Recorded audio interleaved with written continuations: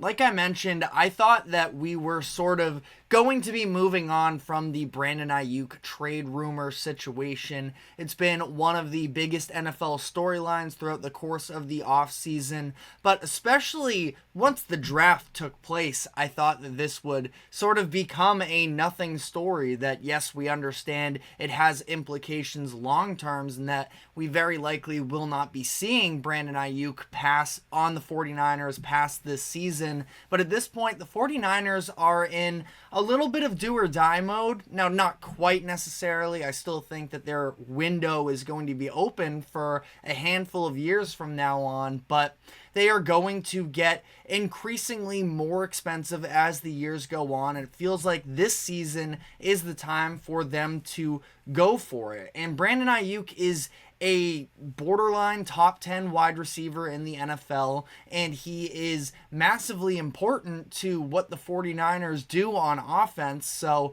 I didn't think that there was any chance that the 49ers at this point would even consider moving on from Brandon Aiyuk, but it sounds like that may not be the case. Now, there were actually some false reports that were flying around a little bit early on Monday afternoon, but while that was eventually disproven, there does still seem to be some momentum towards Aiyuk being moved, which definitely caught me off guard. It was reported by NBC Sports that the 49ers have a framework for an Aiyuk trade with both the Cleveland Browns and New England Patriots.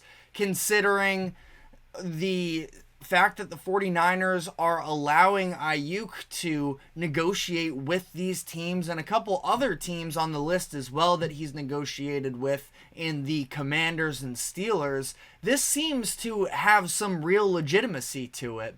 And it sounds like choosing which deal the 49ers would take would to some degree come down to where Aiyuk would be willing to sign off on, that he would be signing a contract extension with whatever this next destination would be.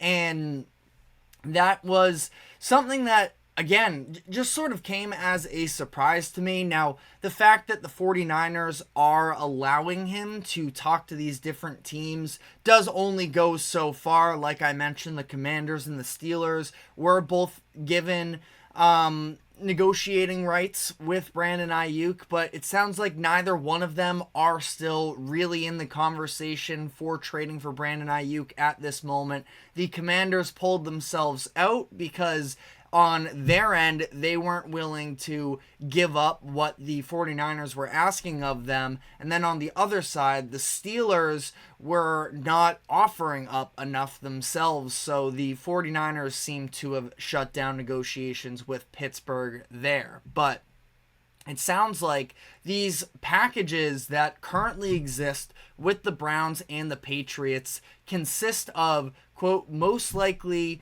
or would likely involve a veteran receiver and a package of draft picks. Now, you look at sort of what that would mean. The veteran wide receiver makes a lot of sense. The 49ers, like I just mentioned, are at a point in their franchise's financial cycle here where they know they are going to have a number of different players to sign to long-term deals. Most importantly, Brock Purdy, who is on the bargain of all bargains in terms of quarterback contracts, that in a couple years when they have to give him in the ballpark of $50 million a year, maybe even more, depending on how these next two seasons go, that is going to eat up a lot of money, and the 49ers are likely going to have to cut costs elsewhere. So that's obviously kind of the biggest thing to take into consideration when looking at the window of this current 49ers team. Now, again, I don't really love the term championship window because as long as you have the right infrastructure in place, I'm not necessarily somebody who is jumping to sort of slam the window shut and reopen it. I want to see what happens from the 49ers here on out. I think they are a very well-run organization. They have a great head coach. They have a very promising quarterback, so I definitely don't want to put any limitations on them. But they they are going to absolutely get more expensive. And because of that fact, they are going to need to get something of value that can help them this season if they are to trade Aiyuk, who caught over 1,300 yards for the 49ers last season and led the team in targets, I believe.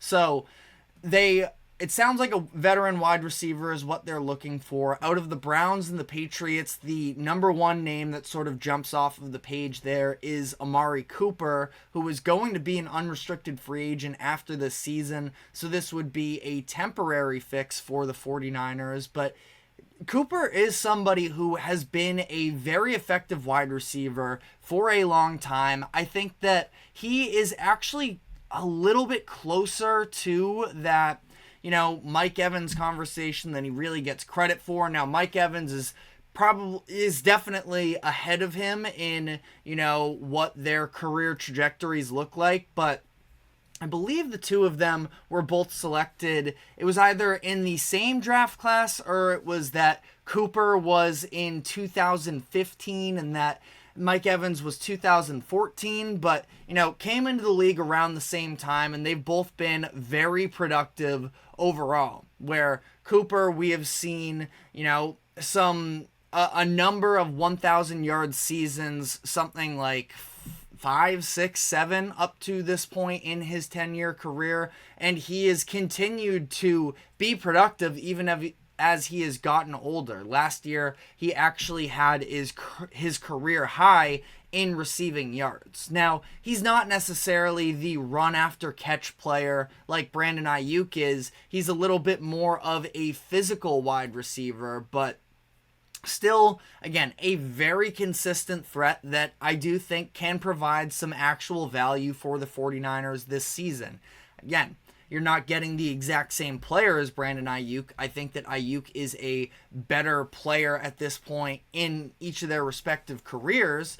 But at the same time, when you are moving off from a receiver for 1,300 yards, if you can add somebody as a replacement that can get you 1,000 yards and some additional draft picks, that's definitely not a bad deal by any means for the 49ers. On the Browns side of that, I would like that a lot as well. I think you get some more long-term control over what Brandon Aiyuk would be able to give you for the foreseeable future. Like I mentioned, Amari Cooper is headed into the final season of his contract. At this point, 30 years old, 10 years into his NFL career. He's not going to be somebody that the Browns are necessarily looking to give out this massive contract extension to as he heads past the age 30 mark. And I think that would be a really nice long-term solution at the receiver position there for Cleveland. Now, on the Patriots side of this as well, it is definitely for the casual NFL fan. I feel like there aren't many people who are probably rooting for Brandon Aiyuk to end up with the Patriots, considering the state of their offense, where there's still a lot of unknowns. Jacoby Brissett is probably going to be the week 1 starting quarterback. Some people are really nervous about the play of Drake May during training camp. I'm not necessarily in that same boat as well. I think that we knew he was going to be a little bit more of a project, and ultimately I think that by year 2 he's going to be in a good enough position, and that would really be when this new contract would be kicking in for Brandon Aiyuk, and that the addition of Aiyuk would be tremendous for the development of Drake May. So I am a little bit biased as a Patriots fan, but I do think it would be a good move for the Patriots. But again, that being said, in terms of the immediate excitement factor, this is a Patriots team that is very mediocre at the quarterback position, at the offensive line position, and at the wide receiver position. I'd say they're probably slightly above average because at running back, because I am a believer in Ramondre Stevenson. I think he's set to have a bounce back year, but it also very much depends on that offensive line, which is not good. So I understand all of the sort of concerns there from NFL fans in terms of Aiyuk being moved to the Patriots. If I'm the Patriots, I'm doing it in a heartbeat. I do have a little bit of, question marks in terms of what can the Patriots give back to the 49ers in terms of a veteran wide receiver. I would have to imagine that the draft picks would be a steeper price for the Patriots, considering they don't have a wide receiver option that's expendable to the degree that Amari Cooper is for the Cleveland Browns. But they do have Kendrick Bourne, where if you are a little bit more of a casual NFL fan, that's definitely not a name that really excites you. But when he has played for New England, which has been a little bit sparingly considering the fact that he had a little bit of a run-in with Matt Patricia and Bill Belichick during the 2022 season. During the 2023 season, he tore his ACL right before the trade deadline, so he missed a lot of the year. But when he's been available for them, he's been an explosive option. And this is also a receiver in Kendrick Bourne who is familiar with the Kyle Shanahan system. The Patriots signed Kendrick Bourne in the 2021 offseason they signed Kendrick Bourne in that 2021 offseason after he walked away from San Francisco because he was looking for more opportunities. He got them. I think that he flashed a little bit of the upside that he has, and now he could potentially make a return at a little bit of a cheaper price for the Patriots in terms of a 1-for-1. It's definitely a massive upgrade for the Patriots, at least, of Brandon Aiyuk over Kendrick Bourne, but the 49ers could get a little bit of something with Bourne and draft picks on top of it. Now again, it's probably not the most desirable deal for the 49ers. One other thing that I am a little bit interested in as well is, are the 49ers extremely set on replacing Aiyuk with another wide receiver?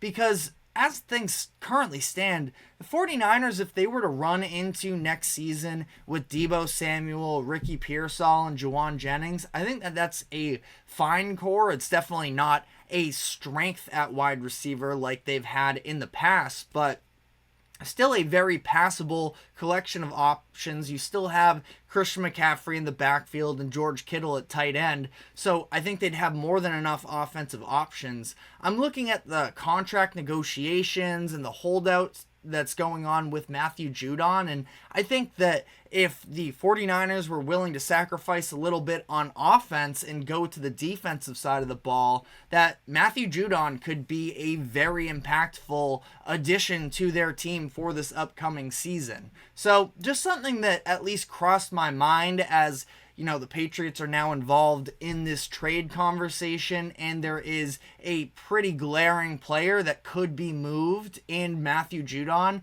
Just something that at least sort of crossed my mind. But a week ago, I would have told you there was no way that Brandon Aiyuk gets moved, but it does sound like this has some real momentum behind it. We will have to see, because again, the 49ers, as much as, yes, you feel like you could get a number of draft picks, especially from New England, the number one thing for the 49ers right now is taking advantage of the opportunity they have this upcoming season to win the Super Bowl. And they need players that are going to be ready immediately.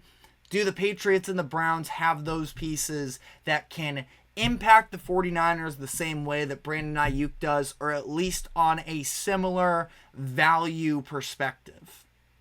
We will have to see, but definitely a very interesting turn of events over the past 24 hours from the 49ers. So let me know in the comments section how you feel about this whole ordeal, where you would prefer to see Aiyuk go if he does end up getting traded, and whether or not you think that the 49ers are actually going to have the guts to pull this type of a trade off. But we are going to be moving on here with the NFL Top 100 list that fully came out over the weekend, and I had some thoughts on some of the placements with this, as well as the overall process of how this goes down, because it is a very fun activity, but every year it sparks a lot of issues, and I think that part of that is on the NFL for the way that they go about actually releasing this list. So I'll explain what I mean by that and get further into the details of this list. But first, we are taking a quick break.